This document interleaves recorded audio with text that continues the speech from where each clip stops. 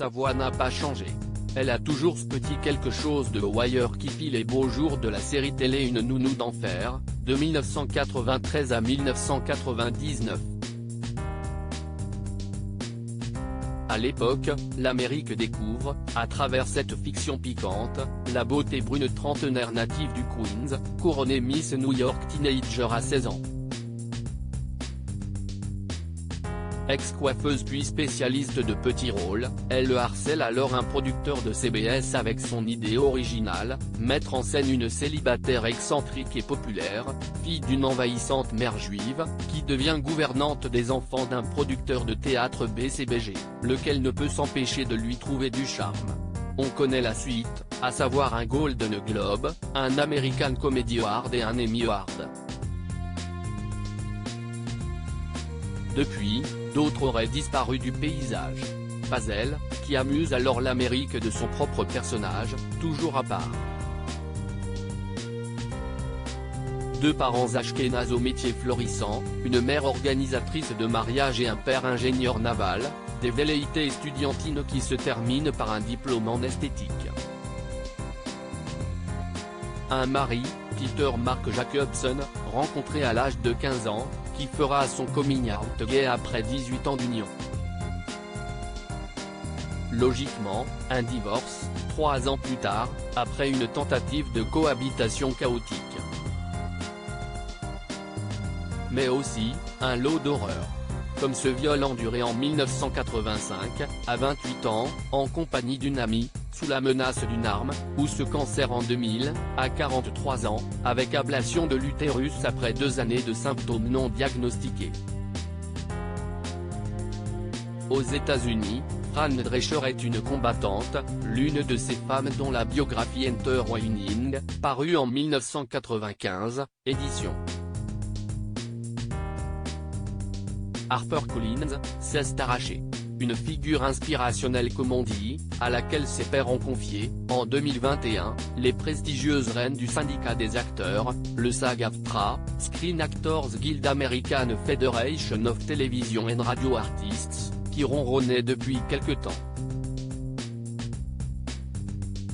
Créé en 1933 pour faire cesser l'exploitation des comédiens à Hollywood, il aura vu passer à sa tête des noms aussi prestigieux que ceux de James Cagney, Robert Montgomery, Ronald Reagan ou Charlton Heston. Ces dernières années, le syndicat œuvrait doucement mais sûrement à la féminisation des métiers et des récompenses dans l'industrie du divertissement. Sous la direction de Fran Drescher, il affronte sa plus grande crise depuis 1960, année de grève majeure, puisque, cette fois, les acteurs rejoignent les scénaristes dans leur lutte pour la révalorisation des salaires, face aux menaces de l'intelligence artificielle et à la toute-puissance des plateformes de streaming. Celles-ci, il faut dire, ont changé la donne dans le métier en bouleversant le traditionnel circuit de distribution, rendant les recettes plus opaques et les possibilités de rediffusion, infinies. Supérieur à Fran Drescher, Margot Robbie, Jane Fonda. Ces stars en grève à Hollywood depuis le 14 juillet, début de la grève, sur les plateaux de télévision, les réseaux sociaux ou en meeting, Fran Drescher, légèrement maquillée, vêtue pratique de basket, d'un gilet à fermeture éclair et d'un pantalon 3/4, et partout. Point dressé et verbe haut, elle affronte avec morgue le puissant patron des studios Disney, Bob Iger, qui a qualifié ses attentes d'irréalistes. Mais qui représente ce monsieur richissime? A-t-elle répliqué en direct sur l'un des piquets de grève où elle passe ses journées, et dont les lieux sont stratégiquement choisis. Les locaux d'Amazon, de Sunset Studios, de Netflix, de Fox, de Warner Bros. De Paramount, de NBC Universal et de Disney en Californie sont, en effet, tous pris d'assaut depuis quelques jours par des syndicalistes qui ne lâchent plus leurs pancartes. Fran Drescher ne plaisante pas. Derrière elle, celle qui n'a jamais eu d'enfant compte 160 000 personnes syndiquées parmi lesquelles des noms prestigieux comme Jennifer Lawrence, Ben Stiller ou Meryl Streep.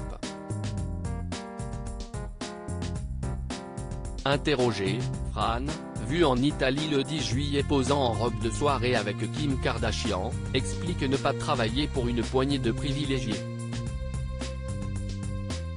Moi je ne milite pas pour le 1% de ce métier qui s'en sort.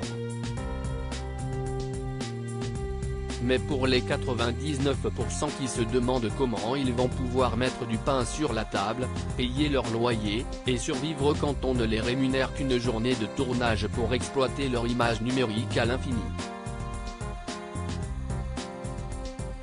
Si nous ne nous levons pas maintenant, nous risquons tous d'être remplacés par des machines et de grandes entreprises qui se préoccupent davantage de Wall Street que de vous et de votre famille. Son but ? Obtenir des conditions de négociation satisfaisantes. Et pour celle qui incarna si brillamment l'Amérique laborieuse et populaire, le rôle est sur mesure. Ce portrait est à retrouver dans le Gala N° 1572, disponible dans les kiosques ce jeudi 27 juillet 2023, mais également sur Prisma Shop.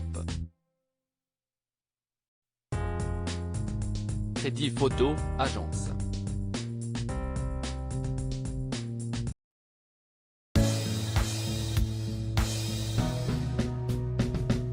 But there's all times through the rough times